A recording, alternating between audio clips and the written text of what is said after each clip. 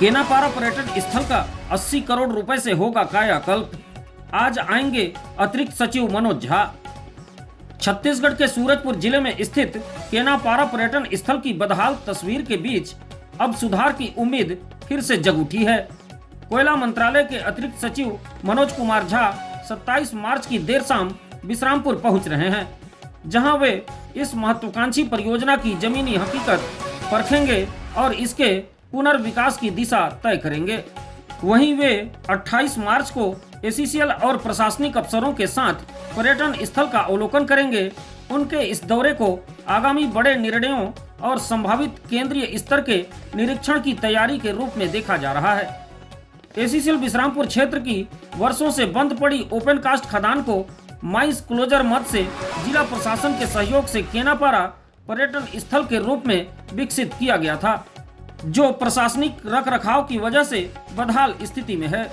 विगत दिनों एसीसीएल के सीएमडी हरीश दुहन ने स्थल का दौरा कर इसे राष्ट्रीय स्तर का पर्यटन केंद्र बनाने की मंशा जताई थी और कलेक्टर एस जयवर्धन से इस पर विस्तृत चर्चा की थी। परियोजना के लिए चरणबद्ध रूप से करीब 80 करोड़ रुपए खर्च करने की तैयारी है।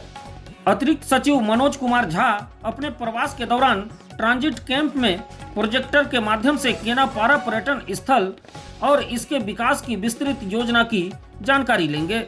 इसके बाद 28 मार्च को वे एसीसीएल और जिला प्रशासन के वरिष्ठ अधिकारियों के साथ स्थल का निरीक्षण करेंगे।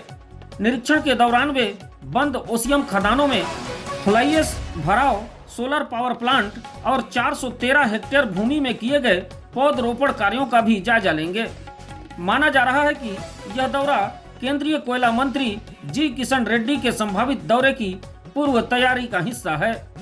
खनन के बाद अनुपयोगी खदान क्षेत्रों को पर्यटन केंद्र में बदलने के इस पहल को कभी राष्ट्रीय स्तर पर सराहा गया था।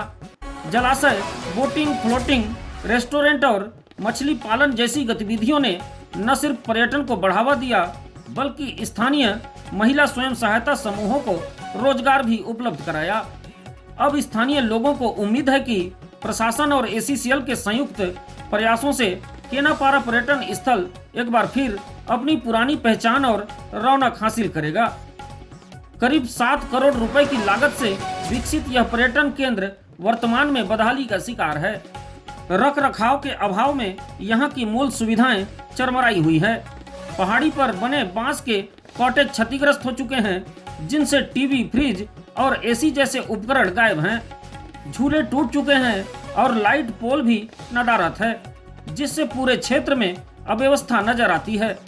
स्थिति को सुधारने के लिए लगभग 3 करोड़ रुपए का नया प्रस्ताव कंपनी मुख्यालय को भेजा गया है।